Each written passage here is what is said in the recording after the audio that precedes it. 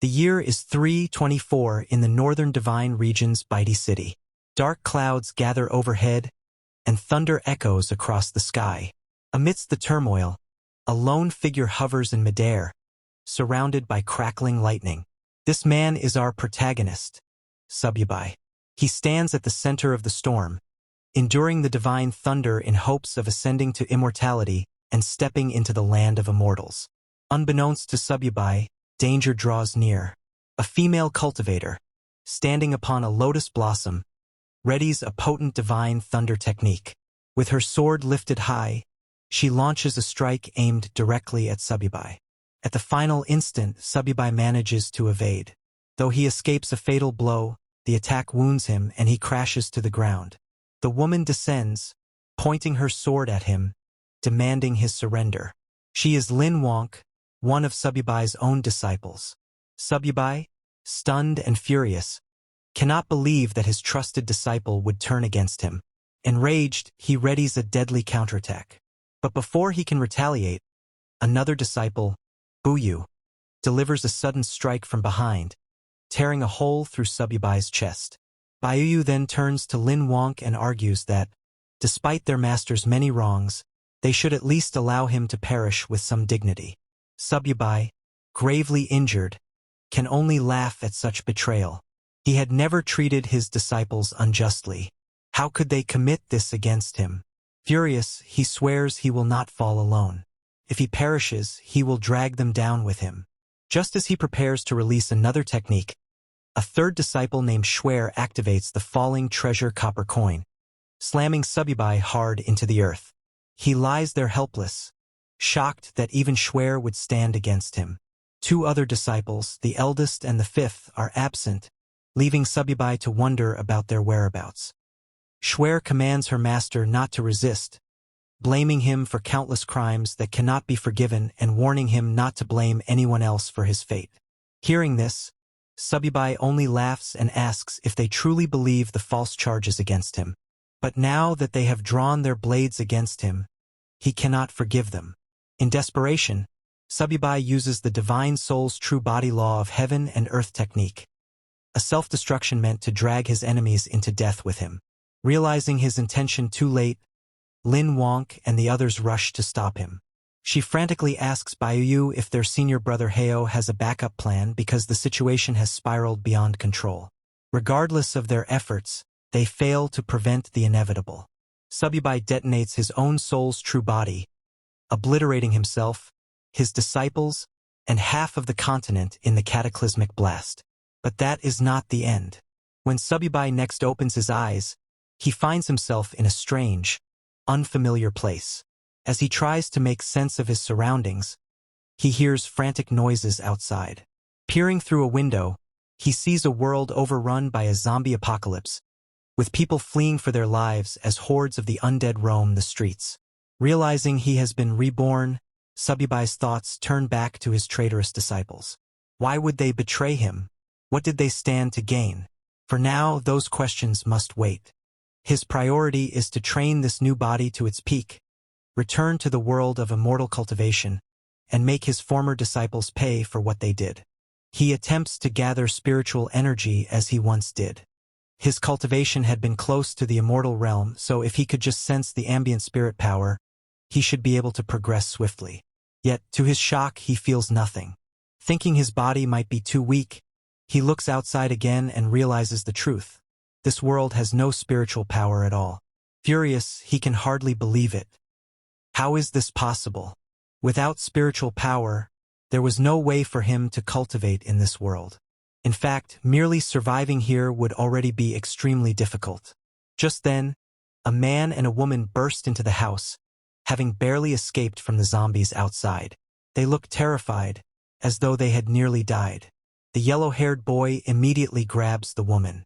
Another person, possibly named Vertical, tries to stop him, warning that her boyfriend might still be in the house and that it would be bad if they were seen. The yellow-haired boy scoffs, telling her not to worry. Even if her boyfriend saw them, there was nothing he could do. As he removes his clothes, the woman suddenly notices a bite mark on his arm and asks how he got wounded. The boy shrugs it off, saying he might have been bitten by those crazed people on the street and insisting it was nothing serious. They continue their business until, abruptly, the woman realizes the boy has gone still. She asks him what is wrong, urging him to continue, but to her horror, he is turned into a zombie and attacks her. She struggles, barely managing to push him away. Meanwhile, Subibai hears the commotion and wonders if someone else is in the house. Searching through the memories of his new body, he recalls that the woman is supposed to be his girlfriend, and the yellow-haired boy is her lover. Subibai smiles bitterly, realizing that the original owner of this body had also been betrayed by those closest to him. Opening the door, Subibai sees the now zombified boy lunging at the screaming woman. She notices Subibai and begs for help. He stares at her coldly, says nothing, and watches as the zombie tears into her flesh. Then, without a word, he closes the door behind him, thinking, serves her right. In a world with no spiritual power, Subibai knows he must find a way to survive. Otherwise, he might die here before ever returning to his original world. Sitting on the floor, he tries to retrieve something, anything, from his sea of consciousness that could save his life.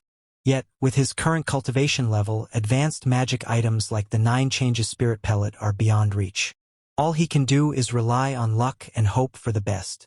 Finally, he pulls out a low-level magic weapon, the 10,000 Souls banner. Subibai is disappointed. How could he have ended up with such a low-level magic weapon? He had hoped to retrieve something that could truly save his life in this chaotic world. Just as his frustration peaks, a blue window suddenly appears before him. System prompt. It has been detected that the host has obtained the magic weapon 10,000 Souls banner. The host is now bound to the 10,000 Souls banner system. Current system level 1. Capacity 10 souls. Upgrade requirement to level 2. Hunt down an elementary mutant. Curious, Subibai wonders what sort of system this could be, especially one attached to a mere low-level weapon like the 10,000 Souls banner. As far as he remembered, the banner's only function had been to collect souls.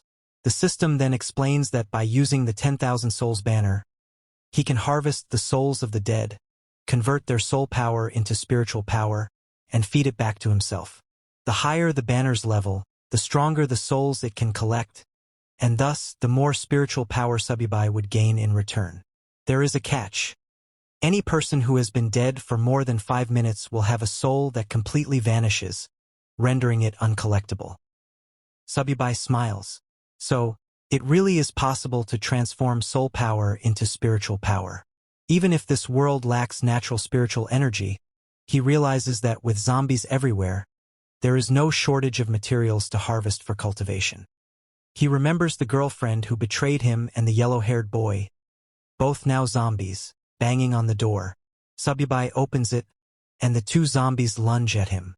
He swiftly kills them with the 10,000 Souls banner, but to his surprise, they continue moving even after he attacks. At that moment, he activates the banner's true power, collecting their souls and converting them into spiritual energy. Subibai is amazed to feel a breakthrough in his cultivation almost immediately. After absorbing their souls, he now has 2 controllable souls at his command, and his spiritual power has grown noticeably stronger. He can't help but smile. Despite its humble appearance, the 10,000 Souls banner has proven to be far more powerful than he ever imagined. Sometime later, outside, people were running in all directions, frantically searching for any safe spot to hide. In the midst of this chaos, Subibai was also looking for supplies. His body was still too weak. I can't do much cultivation in this condition, he thought. First, I need to find some supplies, then consider enhancing the 10,000 Souls banner. Suddenly, a group of zombies perched atop a nearby building heard the commotion below. They leaped down into the fleeing crowd. Among them was a plump, blonde-haired woman who panicked upon spotting the zombies heading toward her. In a desperate attempt to save herself, she grabbed another woman from the crowd. She hurled her at the zombies, using the poor victim as a human shield. Subibai happened to witness this horrifying act and was shocked to recognize that the woman who'd been thrown to the zombies looked exactly like Lin Wonk. She was one of his disciples who had once betrayed him.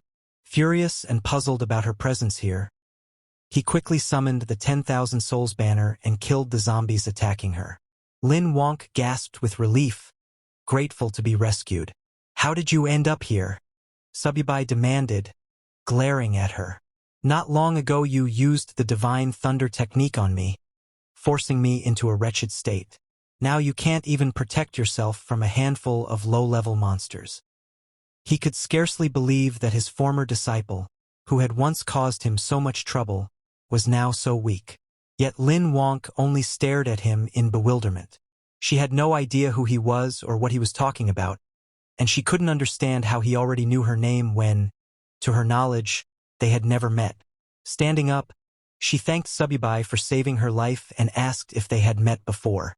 Incensed, Subibai pointed his spear at her. "Don't pretend to be crazy. You won't get away by feigning ignorance." Startled, Lin Wonk tried to calm him. "This isn't the time for wild accusations. There are more monsters nearby. We should leave and find somewhere safe." Hearing her words, Subibai hesitated. "Did I get the wrong person?" he wondered. "Or is she simply not the Lin Wonk I once knew?" Subibai still found it difficult to believe that the woman before him wasn't the traitorous disciple he remembered. She looked identical to Lin Wonk, and he was sure he would never mistake her face. Unless, he thought, coming to this world had caused her to lose her memories. As he moved closer, hoping to investigate, Subibai's stomach growled. Lin Wonk smiled at the sound and mentioned there was a large shopping mall not far away. She planned to gather supplies there and possibly take refuge. She invited Subibai to join her, and although he hesitated briefly, he eventually agreed, if only to see for himself whether or not she was truly the same Lin Wonk. Gripping his hand, Lin Wonk urged him to hurry, so they could stock up on supplies and wait for rescue. Subibai followed her, still torn between suspicion and curiosity. Even if she really has lost her memories, he thought, her betrayal remains. Sooner or later, she'll pay for it. After half an hour, they reached the entrance of a Walmart supermarket. While standing at the front doors, Lin Wonk asked for Subibai's name. Hearing this, Subibai realized she truly seemed unaware of who he was. She wasn't faking her confusion at all, but he refused to let his guard down. Stepping past her, he answered curtly, "Subibai." Following a brief introduction, Lin Wonk invited him to head inside. She suggested they use the store's resources and wait for rescue.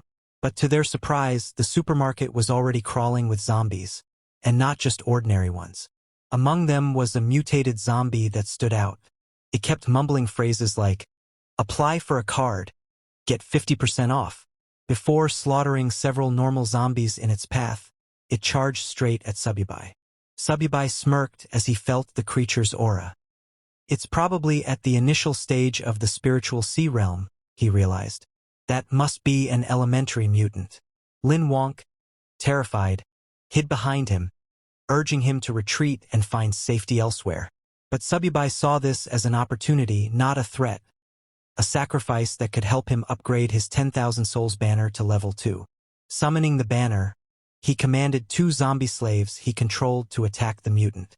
The supermarket erupted into chaos as his zombies clashed with the others, killing them one by one.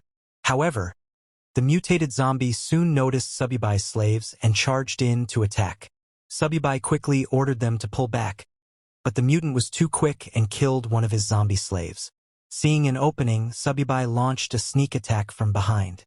At the same time, his remaining slave, a female zombie, leaped onto the mutant's back and bit into its neck. The mutated zombie let out a roar of pain. Subai quickly commanded his slave zombie to hurl it to the ground, knocking it unconscious. Then he triggered the 10,000 Souls banner to absorb its soul, making it his newest servant. Right after taking in the mutated zombie, a system window materialized before him. System prompt: "Congratulations on overcoming an elementary zombie.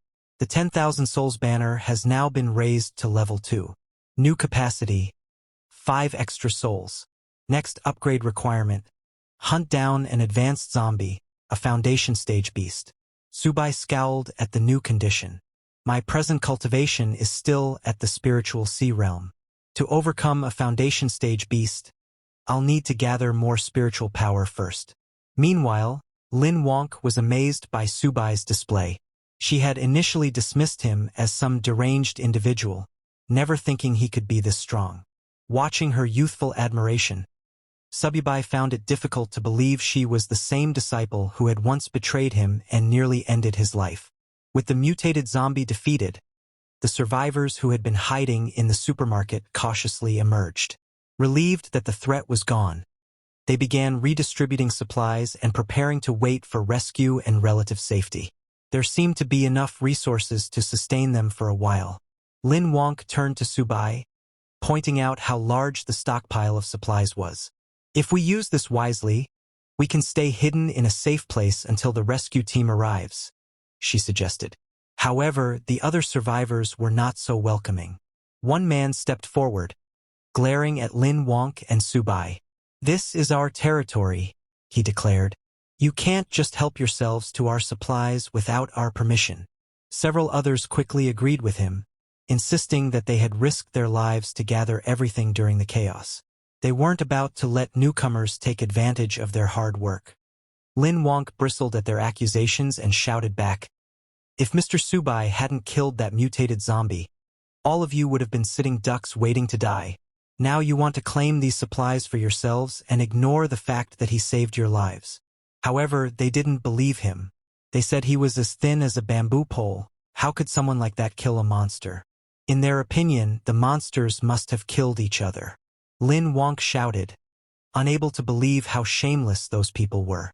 Before she could say anything more, Subai stopped her and warned her not to argue with mindless people, reminding her that words alone wouldn't change anything. Lin Wonk looked at Subai and insisted that he was the one who had obviously defeated those monsters. She couldn't let anyone else take advantage of his hard work. Subai simply smiled and said, "Only the weak use such petty tricks. The strong are always right." He cast a cold gaze over the crowd and announced that he needed supplies, asking who was in favor and who was against it. They all opposed him, telling Subai there were many of them and only one of him, so he couldn't win. They advised him to leave peacefully, hinting that if he angered them, they wouldn't be responsible for what might happen. Subai only smiled and said that if he couldn't get supplies peacefully, he would have no choice but to kill them. Once they were dead, all the supplies would be his. He summoned his mutated zombies and ordered them to attack. Terrified, the crowd begged Subai to spare them, promising he could take all the supplies he wanted as long as they could keep their lives. But he didn't care. He killed those who had threatened him. The rest fled in terror, trying to save themselves. Standing confidently, Subai asked if anyone else wanted to stop him. No one dared say a word. They stood silently, too afraid to even lift their heads. Then Subai turned to Lin Wonk and told her to take whatever she wanted. No one would dare oppose them now. She nodded and began collecting supplies. After stuffing her bag, she asked if Subai needed anything. He smiled and said that, in return for saving her, all he wanted was help carrying some supplies. Secretly, he was testing her to see if she really had amnesia or was only pretending. Lin Wonk agreed, packing his share of the supplies. Subai was confused. He didn't know if she really was his disciple Lin Wonk or if he himself had lost his memory. After a few minutes, she finished packing and asked whether they should stay and wait for rescue or head elsewhere. Subai turned to leave, saying he planned to look for stronger zombies to hunt. All she needed to do was follow him with the supplies. Lin Wonk nodded and followed him. Once they were gone, everyone else breathed a sigh of relief. Even so, they couldn't believe Subai had dared to kill people so casually. They agreed to report him to the authorities if rescue ever came, insisting that someone like him should be brought to justice. But now that he was gone, they gathered around what remained of the supplies, dividing them up as quickly as possible before any other danger appeared. In the midst of their squabbling, oblivious to the threat looming behind them, Subai's 2 zombie servants crept up, ready to attack. Just then, one man in the crowd spotted the zombies and panicked, running as quickly as he could to save himself. Sadly, it was already too late.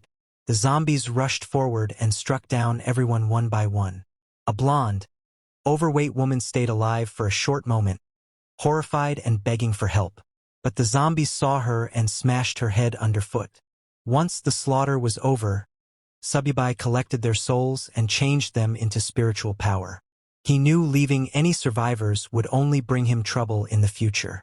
Now that he could command 3 undead, Sububai felt slightly safer. He understood that if he had to fight more than 10 zombies, retreat was the only option. Until his level increased, he would maintain a low profile.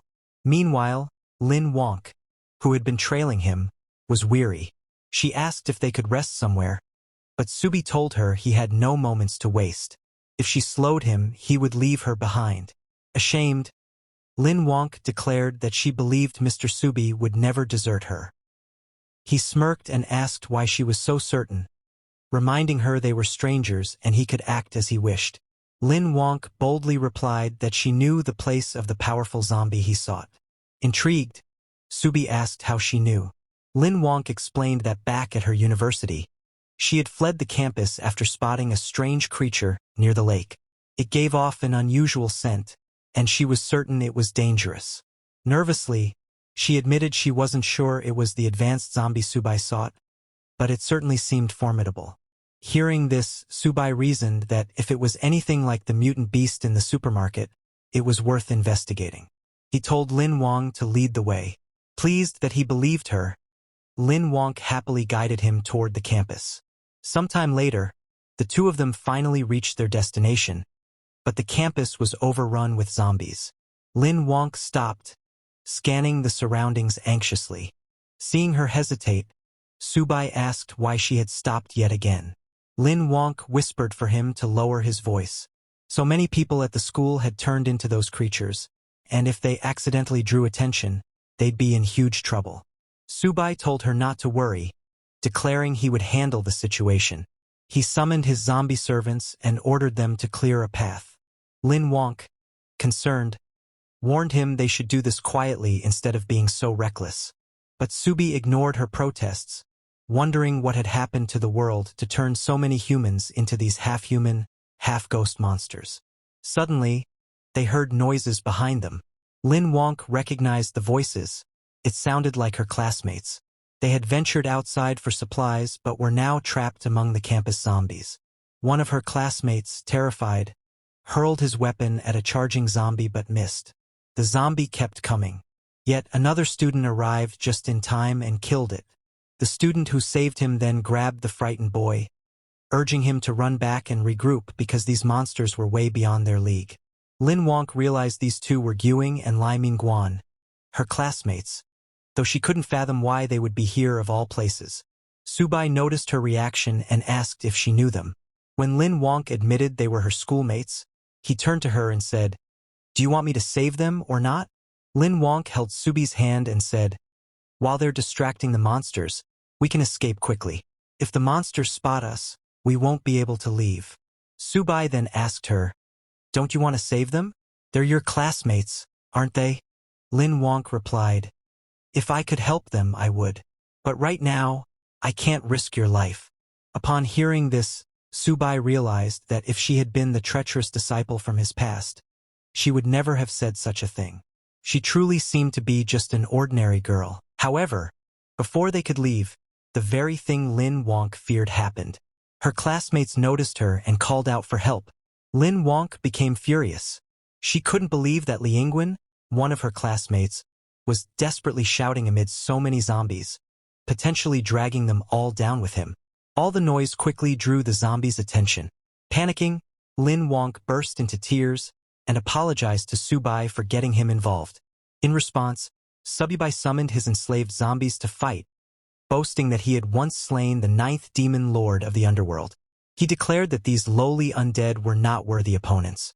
Although his summoned zombies managed to kill many of them, there were simply too many. Subai lost 2 of his contracted zombies, and his mutated zombie was also in trouble. He realized that dealing with 10 zombies at once was already his limit given his current strength. If they wanted to turn the tide and survive, he needed to lure some of the zombies away. He asked Lin Wonk if there was anything nearby that could produce a loud sound. Lin Wonk remembered her smartphone and handed it to Subai, who had never seen such a device before. He was baffled by the idea that a small box could make a loud noise. Instead of explaining, Lin Wonk simply turned on the phone's music. Subai was astonished by how loud the sound was coming from what he called a small metal box. Drawn by the blaring music, many of the zombies attacking the mutated zombie turned their attention towards Subai. Overjoyed by this new magical tool, he threw the smartphone to his mutated zombie slave. The mutated zombie caught the phone and started running, drawing most of the horde away. With so many zombies in pursuit of the mutated zombie, Subai and his remaining undead were free to dispatch the remaining threats one by one. Lin Wonk was amazed that such a simple trick had worked. However, Subai grabbed her hand and reminded her they had no time to celebrate. They needed to leave before more zombies arrived. Moments later, both of them managed to escape safely to the classroom building. Once they were out of danger, Lin Wonk thanked Subai again for saving her life. She admitted that without him, she would never have made it this far. Subai replied that it was no big deal. She had helped him locate an advanced zombie, and in return he had saved her. Both of them benefited. Not long after, Lin Wonk's classmates also managed to escape safely, thanks to Subai's zombies having distracted and slain most of the undead. However, they quickly noticed that Lin Wonk was carrying a large bag of supplies. They were thrilled to see Lin Wonk return with so many supplies. With that amount, they believed they could wait for a rescue team to arrive. However, Lin Wonk scoffed and reminded everyone that these supplies were obtained by Mr. Subai, and she had no right to distribute them on his behalf. Li Mingguan was furious. He told Lin Wonk that there was no point in distinguishing yours and his in a crisis like this. Other students also needed these supplies to survive. Another one of Lin Wonk's classmates, sensing the tense atmosphere, stepped in and suggested they all stop arguing and return to the classroom first. They could decide how to distribute the supplies once they were somewhere safer. Turning to Subai, he also invited him to join them, saying they should all stick together in times like these. Subai and Lin Wonk followed them back to the classroom. On the way, Lin Wonk apologized to Subai for the trouble, but assured him that she would not let anyone touch his share of the supplies. Subai told her not to worry. His only goal was to find the advanced zombie. Still, he asked how she could be certain these people would listen to her. She replied that there were many teachers among the survivors, so nobody would dare do anything extreme. Subai simply smiled and said they had better behave, or he couldn't guarantee their safety. Meanwhile, the bold student whispered to Liangwen that he had seen the bag was full of food. With so many supplies, they could sustain themselves for at least a month until rescue arrived. Liang nodded but worried that Lin Wonk wouldn't agree. And then there was also the matter of Subai. Another student chimed in, saying that now they were back on their territory, Lin Wonk and Subai couldn't simply refuse. If they cooperated, they might receive something in return. If not, they would have to deal with them the hard way. Moments later, they arrived at the classroom door. Li Mingxuan called out to the teacher to open up, announcing they had brought supplies. The teacher, relieved to see them safe, invited everyone inside and asked for the supplies to be handed out. As Subai entered, he noticed that many survivors were present. They had managed to avoid the zombies so far, perhaps because the undead hadn't swarmed this area yet. The same bold student pressed Lin Wonk to distribute the supplies right away, complaining that they hadn't eaten anything for 3 days. Gritting her teeth in frustration, Lin Wonk said she would only give out half. Mr. Subai owned the other half, and they had no right to touch it. Li Mingguan scoffed and asked why a single person needed so much food. He offered to buy Subai's share at 10 times the market price. Looking at Subai, he asked if he minded selling. Subai smiled and agreed. In that moment, Li Mingguan tried to claim all of Lin Wonk's supplies, forgetting that Subai was no pushover. Subai promptly summoned his mutated zombie slave, ready to attack Liangwen. Seeing the monster appear inside the classroom, everyone panicked and scrambled for safety. Only then did they realize the zombie seemed to be under Subai's control. Subai grabbed Li Mingguan by the collar and snarled that because of Li Mingguan's earlier actions, he had lost 2 undead minions. Yet Li Mingguan still dared to demand Subai's supplies. Li Mingguan apologized profusely and begged for his life. Subibai asked, "Should I kill you, or should I take your soul to make up for my losses?" Terrified, Li Yingguan pleaded with his classmates Zhang Hao and Gumming to intercede, since they were the ones who had come up with the plan in the first place. Zhang Hao and Gumming quickly denied any involvement, insisting it was all Ling Xuan's idea and that he alone should bear the blame. Ling Xuan was shocked at the betrayal, cursing them for abandoning him. He turned to Lin Wonk, begging her to ask Subai to spare him. He promised he would never try to steal supplies again. Subai was curious how Lin Wonk would react. Surprisingly, she apologized on Li Mingguan's behalf and asked Subai to forgive him just this once for everyone's sake. She said they could take her share of the supplies, but no one was to touch Subai's. Watching her selfless behavior, Subai realized that she truly might not be the treacherous disciple he once knew, despite her resemblance. Deciding he no longer needed to keep her close, he told Lin Wonk that now that she had found her companions, it was time for him to leave and continue searching for the advanced zombie. But Lin Wonk stopped him, claiming that she knew where the creature he was seeking might be. When Subibai asked if she had actually seen it, she said no, but she could sense a terrifying presence somewhere in the school. This startled Subai. Her ability to sense spiritual power suggested an innate spiritual physique. He was astonished because, to his knowledge, no one else in the world had such a physique except his lost disciple. Could she truly be that woman suffering from memory loss? Or was there some other explanation? In the original Cultivation realm, before Subi was betrayed by his disciples, Lin Wonk approached him, requesting to become his disciple. In response, Subai told her that he would only accept her if she found something for him first. Lin Wonk successfully found what Subibai had asked for and returned, requesting again to be accepted as his disciple. When Subibai asked how she managed to locate it, Lin Wonk respectfully bowed before him and replied, "I was born with the ability to track and trace. If you accept me as your disciple, I will be the sword in your hand. I will never let you down." Seeing her determination, Subai accepted her as his second disciple. With her innate spiritual physique, her future achievements would not fall short of his own.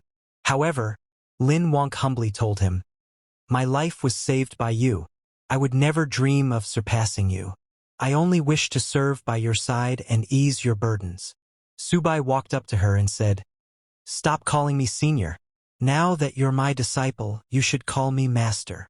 That was the moment Subai learned that Lin Wonk possessed the innate spiritual physique.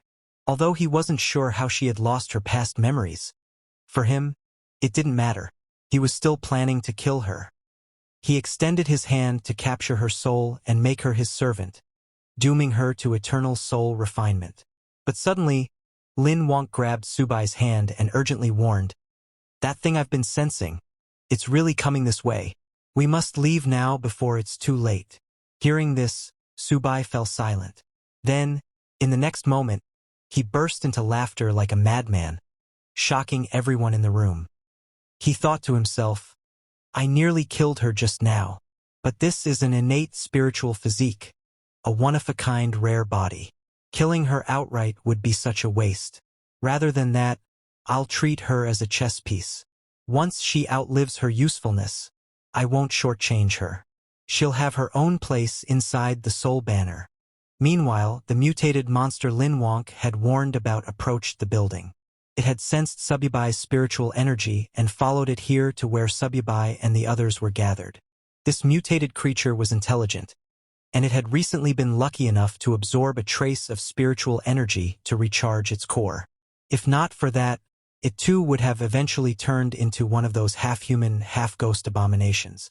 When it detected the presence of spiritual energy in this barren world, it was thrilled. Finally, a chance to break through to the next realm. Standing in front of the university building, the mutated beast looked up, then leaped straight through the upper floor, crashing into the room where Subibai and the others were. Seeing the creature, Subai thought, "Is this the powerful entity Lin Wonk mentioned? A mutated snake demon?" But as he observed it more closely, something felt off. This mutated beast's aura, it felt familiar. The students in the room panicked, screaming and trying to escape. But to their horror, the door was locked. They couldn't get out. Lin Wonk pointed at the beast and exclaimed, "This is the same creature I saw by the man-made lake. It has the same aura I've been sensing all this time." Subai was surprised. This mutated snake demon, it actually possesses spiritual energy. This isn't some ordinary mutant. This is a demon beast from the cultivation realm. But then he wondered, why would such a creature appear in a place like this? The mutated snake demon sneered and spoke, "Even though this world lacks spiritual energy and is crawling with ghostly pests, it's far more fun than that wretched cultivation realm. I can feast on humans freely here without interference from those damned cultivators." It grabbed one of the students to devour. The terrified student cried for help. The teacher, Bing, turned to Lin Wonk and begged her to ask Subai to save the students. "If he can protect them, I will do anything he asks." Subai glanced at her coldly and said, "Whether I can or not is beside the point. What do their lives have to do with me?" Still desperate, the teacher pleaded, "I'll pay you a lot of money. Just save them." But Subai rejected her offer. "I'm not interested in money. Don't worry. Once you're all dead, I'll collect your souls." As the snake demon devoured the student, Subai ordered his mutated zombie to attack. The zombie leapt into the air and struck from behind, knocking the mutated snake demon to the ground. As the beast lay unconscious, the zombie jumped on top of it to finish it off. But suddenly, the snake demon's eyes flew open. It extended its tongue, wrapping it tightly around Subai's zombie. Staring at Subai, it said, "I knew it. My nose wasn't wrong. There really is spiritual energy here. Unbelievable. A cultivator in this world. Their strength may be weak, but it's enough." Just as it grew excited, Subai's zombie kicked its mouth, freeing itself from the demon's tongue grip. Subai smirked. "So the mutated snake demon is coming for me after sensing my spiritual energy. Doesn't matter, I'll just take it down. A monster in the foundation stage. In the past, this kind of trash wouldn't have been worthy of Subai's attention. But now, when his cultivation is only at the spiritual sea realm, he has to be more cautious. These people, killing them and refining their souls might just be enough for him to break through." Turning to them, he coldly announced, "Unfortunately, in my current condition, I can't handle that thing. You're all on your own. If you're willing to join my 10,000 souls banner and help me break through, there may be a sliver of hope." He smirked, saying, "Of course you can refuse. But if you do, I'll leave, and no one can stop me. What happens after that won't be my responsibility." Everyone sat frozen in silence. Terrified, no one dared to speak. Seeing that no one was willing to sacrifice themselves, Subai turned to leave. Lin Wonk tried to stop him, but before she could, her teacher, Li, stepped forward and said, "I'll sacrifice myself. In exchange, please take my students to safety."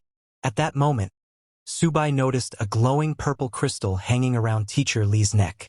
His eyes narrowed, realizing that it was a spiritual stone. He grabbed the crystal and asked coldly, "Where did you get this?" Teacher Li hesitated for a second before replying that her father had found it by chance many years ago. Seeing Subai's obvious interest, Teacher Li handed him the stone and begged, "Please, just protect my students." Inspecting it closely, Subai confirmed, "This is indeed a product of the immortal realm. The quality isn't low either. The spiritual power inside, it's on par with a top-grade spiritual stone." But what puzzled him was, how did something like this end up in this world? Could it be that his and Lin Wonk's rebirth here wasn't a coincidence? If that's true, then maybe his other disciples are here too. Just then, the system detected the spiritual stone and prompted, "Would you like to use this item to enhance the 10,000 souls banner? Doing so will increase your control level over the undead by 1 tier." Subai was stunned. He didn't expect that spiritual stones could directly upgrade the banner. He made a mental note that he needed to collect more of these in the future. He accepted the item and agreed to Teacher Li's request, telling her, "Wait here and don't run." Meanwhile, the mutated snake demon, enraged after being attacked by Subai's mutated zombie, roared, "How dare you steal from me?" It charged straight at Sububai, intending to kill and refine him to boost its own cultivation. But Sububai had already begun absorbing the spiritual stone's energy. He commanded his zombie, "Block it. Don't let it get close." The zombie charged in, but the mutated snake demon dodged easily, grabbing the zombie and slamming it into a nearby wall. Then it noticed something: Subai's aura. It was rapidly growing stronger. He was breaking through. The snake demon growled in panic. "If I don't stop him now, it'll be a problem later. But before that, I need to squash this bug." Punched Subai's zombie, sending him flying out of the building. Now rid of the distraction, the demon laughed and charged towards Sububai. But just as it approached, its entire body froze. Primal fear surged up, warning it, "Danger." Subai smiled, his body glowing with spiritual light. "My 10,000 souls banner needs a foundation beast for sacrifice," he said calmly. "And that's you." The mutated snake demon was stunned. What is happening? Suddenly, Subai's mutated zombie, now evolved from the ordinary class to the evolutionary class, returned, towering over the snake demon. It grabbed the creature by the neck. Subai gave the command to kill it. The zombie stabbed its sharp claws into the demon's chest, piercing clean through. Then it lifted the demon into the air and hurled it across the building. But just before falling, the mutated demon clung to the edge and caught itself. Breathing heavily, it realized that it had underestimated Sububai. It didn't expect him to break through mid-battle. Still, it wasn't ready to give up. Roaring, "It's not enough to defeat me!" It let out a piercing cry, summoning the nearby zombies to swarm in and help it kill these humans. Just then, Li Mingguan transformed into a half-human, half-snake demon and killed both of his friends. The other students were shocked to see Li Mingguan slaughter his fellow classmates. One of the students cried out, "Why would he do this?" Li Mingguan smirked and replied with a chilling grin that he had tolerated all of them long enough. He smiled and asked, "Doesn't it feel good to be betrayed?" He turned toward the remaining students and charged at them, intent on killing everyone. The students screamed and scattered, desperately trying to escape. Some even begged, "Ling Xuan, please let us go. Spare our lives." But he didn't listen. He was enjoying the feeling of ruling over mere ants. Seeing this horrifying massacre, Teacher Li collapsed to the ground, her voice trembling. Why did it end up like this? Terrified, Lin Wonk turned to Subai and asked, "What happened to Li Mingguan?" Subai simply smiled. He didn't expect to see a human willingly become a beast servant. But this development suited him perfectly. The more that die, the better. It saves him the effort. They'll all become part of his 10,000 souls banner eventually. As Li Mingguan prepared to kill the last student, Teacher Li stepped in and shouted, "Stop! I can't let you go on like this." Li Mingguan grabbed her by the collar and hissed, "You want to die too? Fine. I'll grant your wish and kill you first." Just as he raised his claws, Subai intervened. He pulled Teacher Li back. Lin Wonk told her urgently, "There's no way to appease everyone in this situation. Right now, we need to survive. And the only one who can help us is Mr. Subai." Though Subai didn't care about the others, Teacher Li was a different matter. He needed her alive. If he wanted to find the source of the spiritual stone, she had to lead him there. Subai then unfurled his 10,000 souls banner and began absorbing the souls of all the dead students. Li Mingguan was stunned. He had waited so long for his master to appear, and now nothing could stop him. He glared at Subai and charged at him, shouting, "You think you can do anything without your monster's protection?" Subai calmly smiled and summoned the very students Li Mingguan had just killed. Their ghostly forms lunged at him, trying to drag him into the 10,000 souls banner. Li Mingguan was confused. How are they alive? I just killed them moments ago. Then he realized they weren't alive. They were just wandering spirits reanimated by Subai's power. There's no time to waste on them, he growled. Meanwhile, the mutated snake demon watched Subai's 10,000 souls banner and scoffed. You're planning to use that trash weapon on me? Do you think I'm made of mud?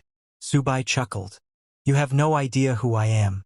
And my 10,000 souls banner still needs a dead soul like you as a sacrifice. At the same time, Luing Swan managed to partially free himself from the grasp of Subai's zombies and ran toward the mutated snake demon for help. The demon scowled. Just my luck. I finally meet an immortal cultivator, and he turns out to be a demon cultivator. These puppets he controls are strange and dangerous. If I don't act quickly, I'm in trouble. Although he had already broken through to the Foundation realm, he knew that continuing the fight might end badly. At worst, I won't get any spiritual energy, and I'll die too. Desperate, he grabbed Lai Mingguan and growled, I gave you power. Now it's time to repay me. Then he hurled Li Mingguan towards Subai to buy himself some time to escape. But before he could flee, Subai gave the order to attack.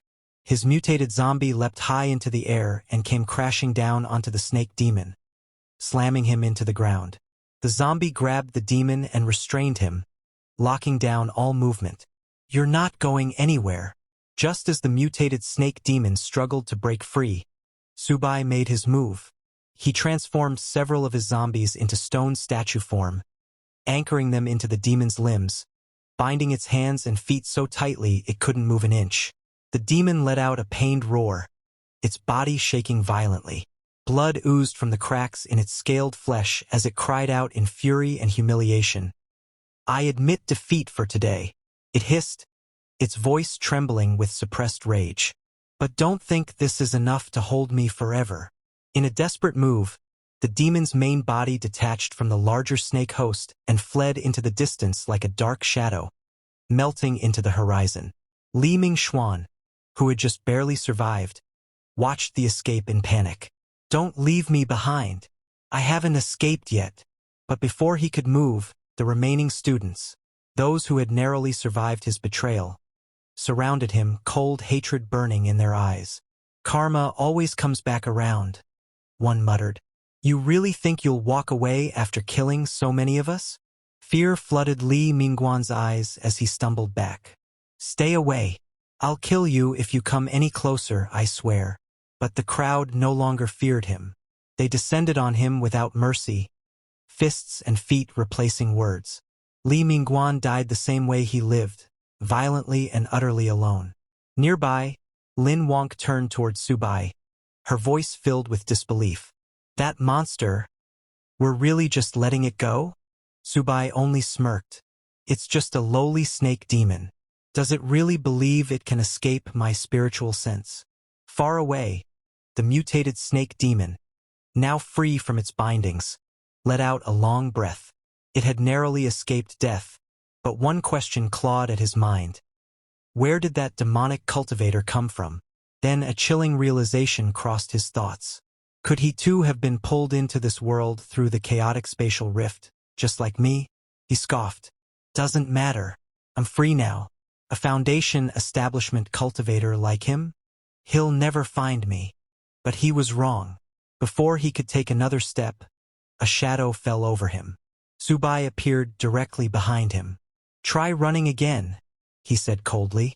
Let's see if you can escape my spiritual sense now. Terror flooded the snake demon's expression. His whole body trembled. He could not understand. How did he track me this fast? How strong is his spiritual sense? Subai didn't waste time. He ordered his mutated zombies forward. As the beast tried to flee, they lunged in, grabbing the demon's legs and arms, pinning it down. The mutated zombie struck its vital point, sealing its core. The snake demon howled in agony, completely paralyzed.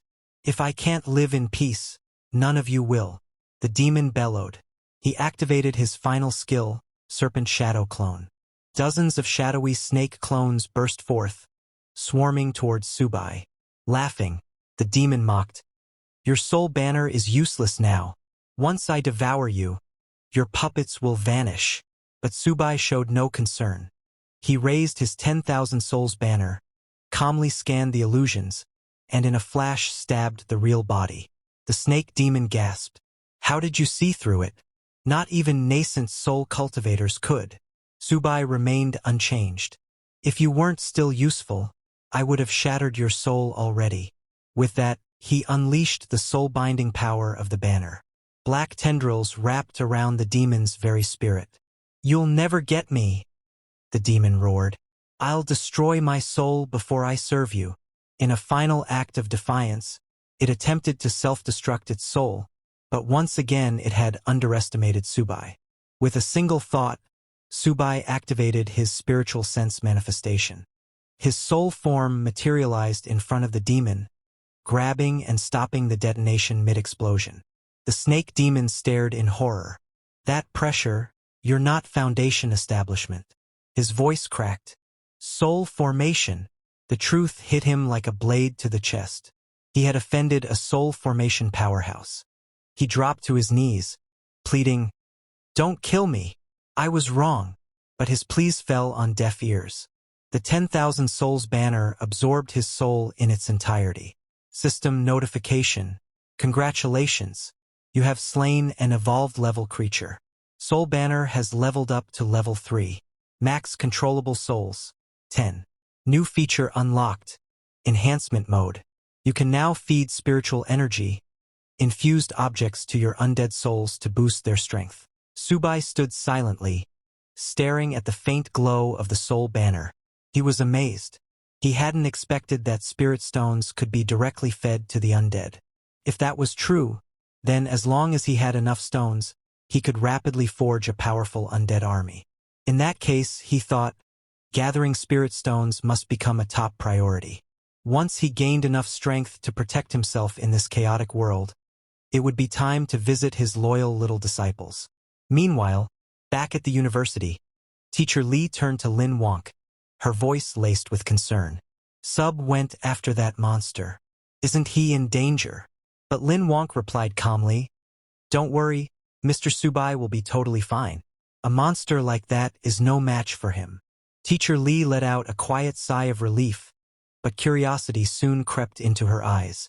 "You seem to trust him a lot. He doesn't appear to be a student here. How did you meet him?"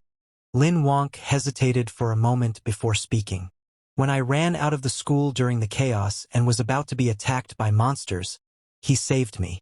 Her eyes flickered with a strange emotion. "When I first met him, I felt something odd. A strange sense of familiarity, like I've seen him before." Just then, Subai returned. Lin Wonk ran toward him. "Mr. Subai, are you hurt?" He pushed her gently aside and replied coldly, "A low-level demon like that. There's no way it could hurt me." Then he turned to Teacher Lee. "Do you know where to get more of those spirit stones?" Teacher Lee looked apologetic. "That one belonged to my father. I don't really know where he found it. If you want answers, you'll have to ask him yourself." Subai narrowed his eyes. She hesitated again, then spoke cautiously. "If you truly want to find him, we'll have to make another deal. The last time I spoke with him was 3 days ago. He was trapped somewhere, waiting for rescue. If you want that information, we'll have to find him first." Subai's face darkened. "This woman, is she trying to use me to save her father?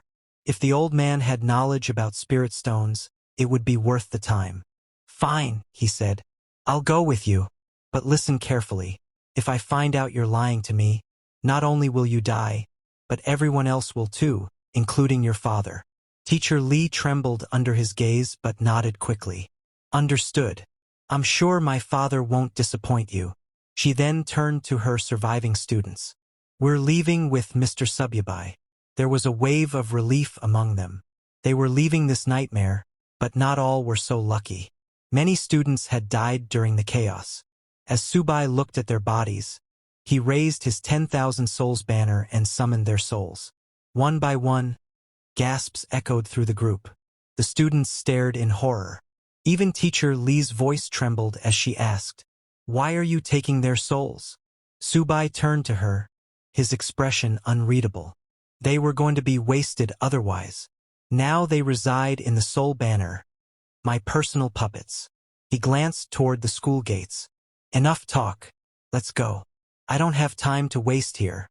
Despite the grim nature of it all, Teacher Lee bowed slightly. "Mr. Subai, if it weren't for you, we'd still be trapped in that classroom. We would have starved or been torn apart by monsters." Sub scoffed. I didn't do this for free. Everyone got what they needed. Now that he had broken through to the foundation establishment stage, Sububai could feel his divine consciousness gradually recovering. He should now be able to retrieve higher-tier artifacts sealed within his soul domain. Without hesitation, he focused, reaching inward, and suddenly, a brilliant sword appeared before him. Sub's eyes widened. Could it really be fate? Lin Wonk stared at the sword, stunned. Something stirred in her heart. I feel like I've seen that sword before. Subai turned to her, expression sharpening. Could this be a sign that her memories are returning? He narrowed his eyes. If this girl truly regains her memories and realizes she's fallen into the hands of her former master, a lamb remembering her shepherd just before the slaughter. He threw the sword onto the ground and looked at her. Hold on to it. Lin Wonk blinked in surprise. Me? What do I even do with a sword? Are you asking me to fight monsters? Sub nodded. I won't protect you forever. You need to learn to protect yourself. She hesitated. I've never used a sword before. You'll have to teach me later. As she nervously picked it up, her fingers brushed the blade, and flashes of memory surged through her mind. Moments long buried, of a distant mountain sect, her master Subai, and the day she was tested to become his disciple. The pain of betrayal, and the haunting image of a mysterious senior brother whispering lies to her and her senior sister, lies that turned them against their master. She staggered back slightly, clutching her head. The fragments were blurry, incomplete, but they were returning. At last, Lin Wonk finally saw her master's face, the very master she had betrayed, and he looked exactly like Subai. Seeing the angry gaze of her master, Lin Wonk got so frightened that she lost consciousness and fell to the ground. Seeing her suddenly fall, Teacher Li and the others were shocked. But before anyone could help her, Subai, realizing that Lin Wonk's memories had returned, immediately raised his soul banner and released his newly controlled snake beast to attack and kill her. Before Lin Wonk could even understand or say anything, the snake beast coiled its muscular body around her and began squeezing.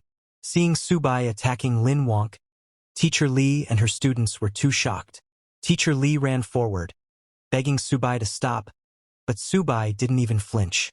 The snake beast continued tightening its grip, suffocating Lin Wonk slowly. Lin Wonk struggled and somehow managed to free her mouth. While coughing, she said, Mr. Subai, your monster has gone insane. Please help me quickly. Subai approached her and pinned down the soul banner right in front of Lin Wonk, scaring her. He sat down and asked, Lin Wonk, do you remember now? Scared and confused, Lin Wonk asked, Remember what? What are you talking about? Teacher Li pleaded with Subai to save Lin Wonk, saying she was a good child. Subai was also confused, not understanding what was going on. Lin Wonk's reaction just now didn't seem fake, and he wondered if it could really just be a mere restoration of her memories for a split moment. But he was not sure, so he decided to investigate it himself. He placed his hand on Lin Wonk's head and used Soul Search to look into her memories. He saw all of Lin Wonk's memories, himself included, but found nothing. He knew that memories couldn't be faked and wondered if she really had not recalled her past. Both Lin Wonk and Teacher Li looked at Subai, scared and confused. After confirming for himself, Subai decided to let her live for now. He stood up, called back the snake beast, which released Lin Wonk, and returned it to the soul banner. Subai then walked away as if nothing had happened, telling Lin Wonk, maybe this sword doesn't fit you that well. He took back the sword and told everyone, don't waste time. Teacher Li then turned to her students and told them, it's okay, hurry up and follow. But Lin Wonk felt something odd. She couldn't understand why she had suddenly called Subai master and what this sense of familiarity toward him was. Not just her, even Subai was very confused.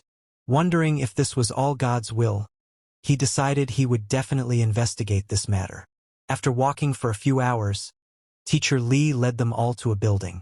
Pointing at it, she told Subai, this is one of my family's properties, and my father last contacted me from here, but it looks like he wasn't able to evacuate because of those monsters. Looking at the building, Subai said, If that's the case, let's go check it out.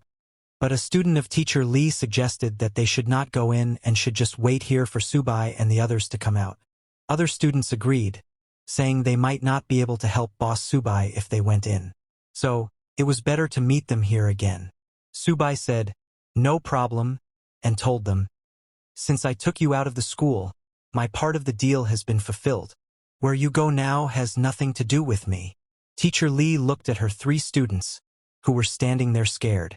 She told them, "Stay here and don't run around. When they come out, we will take you to the official shelter. It's safe there." The students told her not to worry, saying they would definitely stay put. After Teacher Lee left with Subai and Lin Wonk, those students sighed with relief, saying, "We are free." A girl told the others that she didn't dare breathe deeply for fear that Subai would kill them if he was displeased. Others agreed, saying he was scarier than the monsters.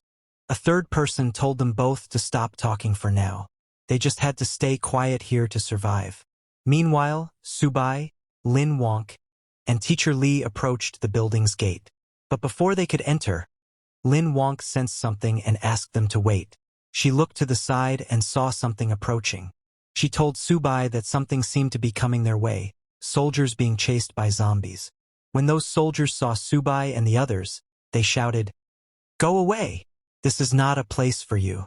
Don't come close to the monsters. Return immediately," they shouted while shooting at the zombies. Teacher Lee told Subai that these people were likely the official rescue team and would know where her father was trapped. Hearing this, Subai decided to keep them alive. He raised his soul banner, summoned his zombies, and ordered them to clear the way. Seeing Subai's zombies, the soldiers misunderstood, thinking monsters were coming from behind to attack. They asked their captain what to do. The captain told his soldiers not to panic and ordered everyone to disperse and avoid getting caught by the monster wave. All the soldiers hid in the cracks between the buildings. After the soldiers got out of the way, Subai's zombies attacked the zombies coming from the front. The mutated zombie swung its sharp claws, slicing hundreds of zombies in one strike. The snake beast wasn't far behind. It opened its huge mouth and devoured the zombies. Seeing Subai's zombies attack the other zombies, the soldiers became confused. One soldier asked his captain why these monsters were fighting each other. Another said he had never seen such a strange thing during missions. Even their captain was confused, asking, "What's going on? What kind of fight is this?" Sububai's monsters continued killing the zombies, making a path for Sububai. Soldiers hiding behind walls were very confused. Their captain told them not to be careless and to evacuate now before the monsters noticed them, saying they would only be safe when the awakened were sent in. Hearing that, a soldier said, "I heard those people in the bureau praise them for being amazing, but are they really that great? We're all the same in the end. How can they be superior?" The captain told that soldier he said that because he hadn't seen their power. He said he once saw an S-level awakened, just one person fighting against thousands of troops. Hearing about one man fighting thousands of troops, a soldier said, "That's too exaggerated. Are they superhumans?" Suddenly, a soldier saw Sububai and the others walking toward the zombies. Confused, he asked, "Aren't those the survivors from before? Why aren't the monsters attacking them? It even looks like the monsters are escorting them." Seeing this unusual phenomenon, the soldiers immediately pointed their swords at Sububai. The soldiers warned Sububai to stand still and answer. Otherwise, they would open fire. But Sububai didn't even look at them and continued walking ahead. Seeing this, the soldiers asked their captain if they should open fire. But after seeing Sububai controlling the monsters, their captain lowered his gun and told his soldiers to forget it because this person was not someone they could handle. The captain came out of hiding and asked Sububai to wait. He introduced himself as Shurao Chongqing, the captain of the 3rd Search and Rescue Team of Z-City, and asked Sububai if they were the Awakens sent by the higher-ups to assist them. Hearing that, Subai finally stopped and looked back, asking the captain what he meant by awakened. The captain replied that Sububai was not the one he was referring to and then tried to ask if Subai was awakened. But before finishing his sentence, he stopped, thinking that since Sububai was not a registered awakened from the bureau, could he be a lone wolf? That would be bad news. Then Teacher Lee stepped forward and told the captain that they were here to find someone. Her father, Lai Jiang Hao. Hearing the name, the captain told Teacher Lee that Lai Jiang Hao was on their rescue list. They had been informed that he had important information, so the higher-ups required this person to be rescued. Hearing that, Subai asked the captain if he knew where Lai Yung-ho was. The captain said yes, but told Subai that the place was in the heart of the region, and given the current situation, it would be hard for them to rush in there. Just as the captain said this, the walls on their side broke and more zombies poured out. Because of this new zombie wave, they all got surrounded. Immediately, the soldiers started shooting at the zombies, but it was still not enough. Panicked, the captain turned to Subai, telling him that even if he was not affiliated with the government, they hoped he could lend them a helping hand. He added that it didn't matter if they all died. As long as they could send one person out to pass on the news from here, it would be fine. Subai agreed without hesitation, saying he would get them out of there, but they needed to lead him to the target in exchange. The captain agreed. Subai immediately called his monsters to attack the zombies. The mutated monster and the snake monster jumped on the zombies, crushing them to the ground. Subai's mutated monster sliced off hundreds of zombies in one strike, while the snake monster shot fire from its mouth, burning thousands of zombies. The soldiers were shocked to see how strong Subai's monsters were. One soldier asked his captain if this was some kind of superpower, adding, "Isn't this too extreme?" Another asked if all awakened were like this and if any one of them could destroy everything like this.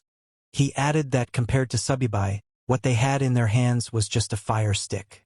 With a serious expression, the captain told his soldiers that not all awakened were that strong.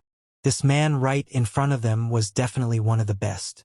Even among officially registered awakened, he had never seen someone capable of manipulating monsters for his benefit. So, Subai must be at least S level. While Subai's monsters were fighting, Lin Wonk sensed something and told Subai to watch out, saying something was coming. She pointed above and told Subai that it was coming from the sky. Just as she said that, a huge monster jumped off a building, shouting, "Anyone who enters my territory without my permission will die." A huge night monster landed right in front of them. Seeing the huge night, the soldiers panicked and asked what kind of monster it was because they hadn't been told about this level existing in this place. When Subai saw the night monster, he immediately recognized the aura of the perfect foundation realm. He hadn't expected a monster of this level to be lurking here. Moreover, it seemed different from the ordinary undead. The night monster pointed his mace at Subai and shouted, "My family, follow me to defeat the invaders." Hearing his voice, all the zombies in that area charged at Subai. Seeing them coming, Lin Wonk panicked and asked Subai what they should do now.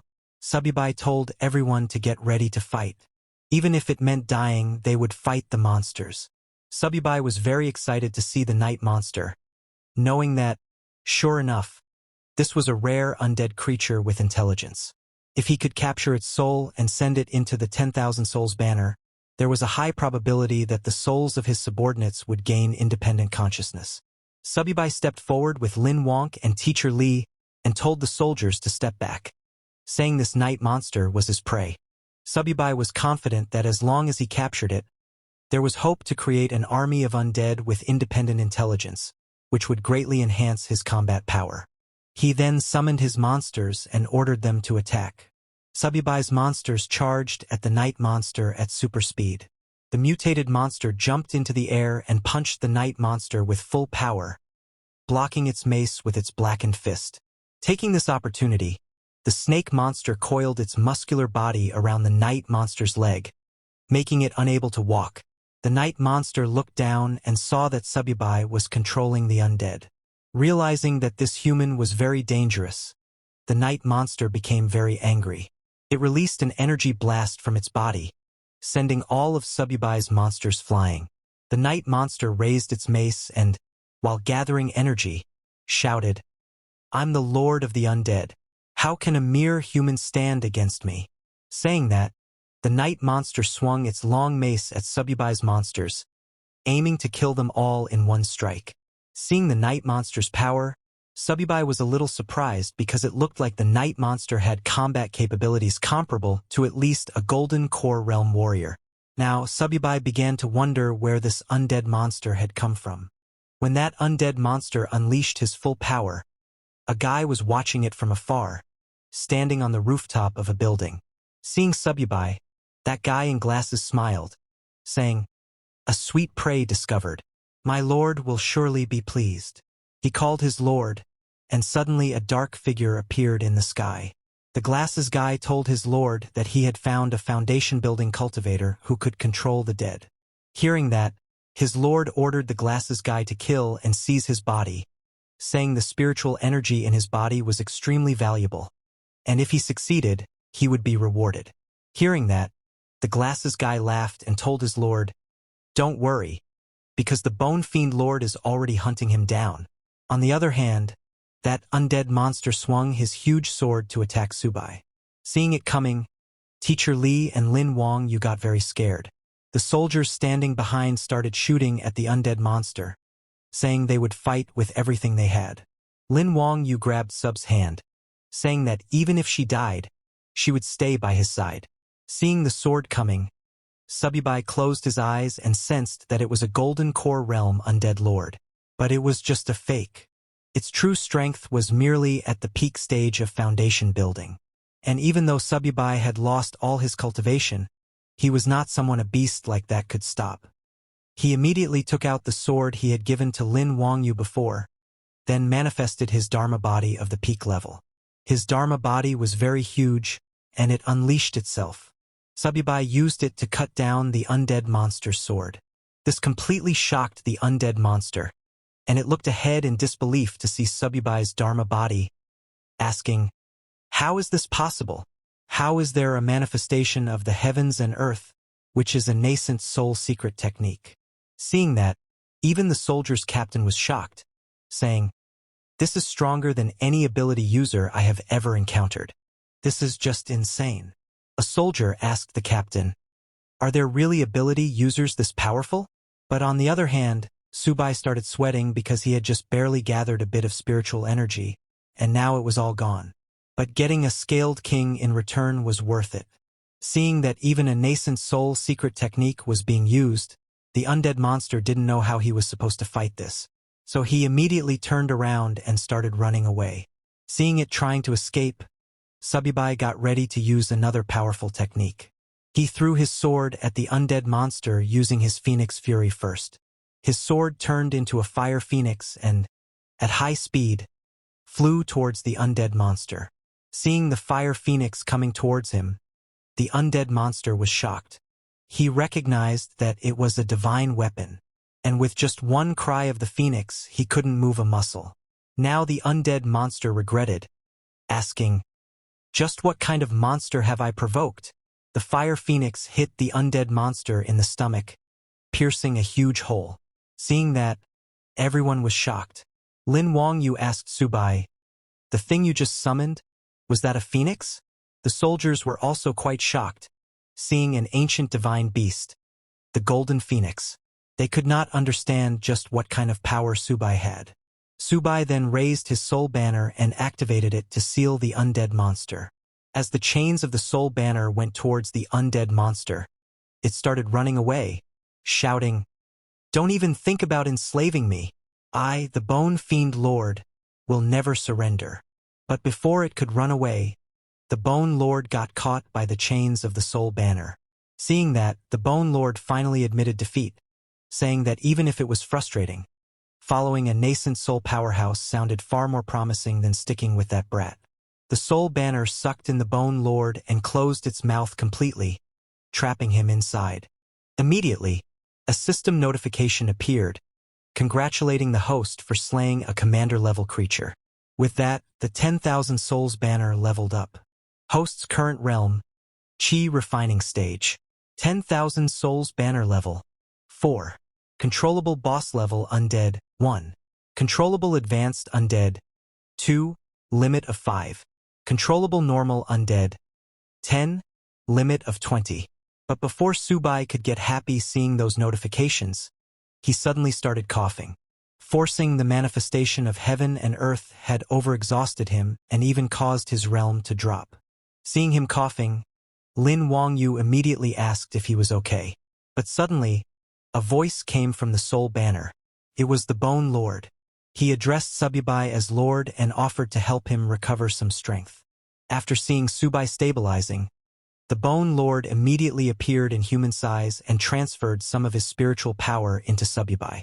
A system notification appeared, telling Sububai that his current realm was now at the mid-stage of foundation building. Seeing that, Subai smiled because it was a step beyond his previous stage of foundation building. He understood that the soul energy in the 10,000 Souls banner gave him extra boosts. Subai turned and told the Bone Lord it was quite thoughtful of him to offer his spiritual power. The Bone Lord and Sububai now knew that since he belonged to the banner, he served him alone and only hoped Sububai would trust him. The Bone Lord was acting like that because, after seeing the manifestation of heaven and earth and that divine weapon infused with phoenix power, he understood that Sububai must have been in the nascent soul realm before arriving in this world. And with that foundation he would surely reach the peak once more. And if the Bone Lord served him well and followed in his footsteps, he too could rise to the top again. Thinking all that, he could not stop himself from laughing. Worried, Lin Wangyu asked Subai again if he was okay, because just now she had seen blood at the corner of his mouth. Seeing her so worried about him, Sububai got more confused. He really didn't understand why Lin Wangyu and the others had tried to assassinate him before the transmigration, but he guessed it didn't matter anymore. The attempt had already happened. The reason didn't matter. What mattered now was figuring out this world and getting more spirit stones. He then turned to the soldier's captain and asked him to take them to see Li Jianghao. The captain said yes, also addressing him as Lord Sububai. But when they turned to leave, they saw that hundreds of zombies had surrendered to them. Seeing that, Subai got annoyed, saying, "These zombies just keep coming." Just then, the Bone Lord came out of the Soul Banner in his spirit form and shouted at the zombies, "Blind beasts, don't you kneel when you see our Lord?" Hearing the Bone Lord's words, those zombies slowly backed off and created a path for Sububai and his team to go. Seeing that, a soldier was shocked and told his friend that Captain Shurao had said Subai could take on 100 by himself, and he hadn't believed it. But this wasn't fighting 100.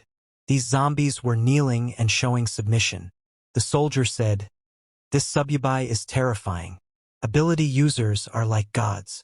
Even Teacher Li was amazed, thinking, "This young man is remarkable. That golden phoenix from earlier, and the ability to harvest and command souls in this chaotic post-apocalyptic world. Could he become the new hero?" Meanwhile, far away in a house, it was the residence of that glasses guy's master. He reported to his master that the Bone Fiend Lord was killed. Hearing that, his master was shocked, saying, "It's impossible." The glasses guy sent some pictures, telling his master it was the truth. He wouldn't dare make false reports. These were images captured from the scene. When that glasses guy's master saw the technique Sububai used, he immediately recognized them as the manifestation of heaven and earth and the Phoenix Fury Sword, because he was none other than Sububai's disciple, the one who had provoked the other disciples who killed Sububai. He immediately realized that it was his master, Subai. He was furious, seeing that his master had arrived in this world too, and that his master's progress was faster than his own. He knew he must hurry and find the junior sisters. He told the glasses guy that he recognized the Subai and ordered him to mobilize all his forces and kill him as soon as he stepped into the prison land. He also told the glasses guy that if he failed, then he should kill everyone inside the prison land. The glasses guy told his master that he understood. On the other hand, Subai, along with his team, arrived at the place where Teacher Li's father, Li Jianghao, was trapped with other survivors. When those survivors saw that there was a group of skeleton zombies outside, they got scared and asked Li Yonghao what they should do. Li Yonghao told them not to worry. He had information about the spirit cave and that they all needed it. It was the prison land that the glasses guy was talking about. They had kidnapped Li Yonghao and his team to get information about the spirit cave. But suddenly, a guy from Li Yonghao's team saw Subai and the others. He got very excited and asked the others to look. Someone was coming to rescue them. He also recognized Teacher Li and told Li Yung how that his daughter was here too. Everyone looked out the window and saw that it was an ability user so powerful that even the zombies were kneeling before him. But as Subai and the others were going towards that building, suddenly Lin Wang saw something coming towards them and called Subai. It looked like a huge shuriken blade moving very fast. Seeing that, Bone Lord immediately came out, telling his master Subai not to panic and to leave it to him. Bone Lord used his huge mace to block that giant shuriken blade. But just as he blocked it, a skeleton ninja came out and kicked him hard, pushing Bone Lord back. That skeleton ninja recognized Bone Lord and was surprised to see that it wasn't dead and that it had even switched sides. Bone Lord stood beside Subai and told the skeleton ninja that this was his new master. He warned the skeleton ninja to get out of his way quickly if he was smart. Seeing Bone Lord's arrogance, the skeleton ninja smiled and asked, "Who are you to command me?" The skeleton ninja ordered his skeleton subordinates to attack them, saying, "Master said, kill them and you'll be greatly rewarded." When Subai saw that skeleton ninja, he immediately realized that this skeleton ninja was like Bone Lord, seemingly at the Golden Core realm, but actually just at the peak of Foundation establishment. He took out the sword from before again and asked Lin Wangu to watch closely. He threw the sword at the skeleton ninja and used his phoenix cry. The whole sword turned into a fire phoenix and charged at the skeleton ninja. Seeing that fire phoenix, Lin Wangyu got a familiar feeling, but she didn't understand why she couldn't remember anything. When the skeleton ninja saw the fire phoenix, he realized that it was a divine artifact. But it was already too late, and neither the skeleton ninja nor his subordinates could move. Subai knew that there was no need to further exhaust himself. At Foundation Establishment mid-stage wielding Phoenix Cry, he could already defeat those at the peak of Foundation Establishment. He told Bone Lord that now the skeleton ninja was all his. Hearing that, Bone Lord got very excited, saying that's just what he wanted. He thanked his master for giving him this chance. Bone Lord immediately jumped at the skeleton ninja to destroy him with his own hands. Because of the fire phoenix, the skeleton ninja could not escape. It got hit by Bone Lord's mace and its head went flying. Immediately, a system notification came, congratulating Subai for killing a commander-level creature. His experience points increased. Seeing that his experience increased but there was no level up, Subai got a little disappointed. On top of that, the level 4 10,000 Souls banner could still only control one boss-level undead. But Subai didn't think much of it and asked Bone Lord if it could handle the skeleton ninja's golden body. Hearing that, Bone Lord was surprised. Subai told Bone Lord that maybe it would help him break through to the next level. Hearing that, Bone Lord got very happy and thanked Subai for his grace, saying he would serve him with utmost loyalty, even unto death. Immediately, Bone Lord started devouring the skeleton ninja's body. He was laughing at the skeleton ninja because, thanks to joining Master Subai, he survived. Otherwise, he would have been the one getting devoured. As Bone Lord devoured the skeleton ninja's body, his whole body became full of energy. He laughed and told Subai that after consuming the skeleton ninja, his power was now firmly at the Golden Core realm. And if he encountered this blood zombie again, he could take on 10 of them. Seeing that Subai killed the skeleton ninja with one strike, the people trapped in that building got very happy, thinking they were saved. A guy said, "This young man is the most powerful ability user I have ever seen." But suddenly, a shadow landed on top of that building's rooftop, and seeing that, everyone stopped talking. Before they could do anything, that shadow broke the glass window of the building, scaring all the people trapped inside. That shadow was a huge bird-like monster whose whole body was made of bone. That bone birdman roared and sent out a sound wave so powerful that it broke all the glass windows of the building. As the sound wave went towards Subai and the others, Bone Lord came forward to protect them, telling Subai to be careful. When Subai saw that this birdman was a genuine Golden Core realm cultivator with full spiritual energy, he got very excited, thinking that if he could kill it, he would surely break through to the peak of Foundation establishment. And the 10,000 Souls banner would also break through to level 5. On the other hand, the people trapped inside the building got very scared, seeing that it was the Bone Birdman. They started shouting that they were done for, that they were all finished.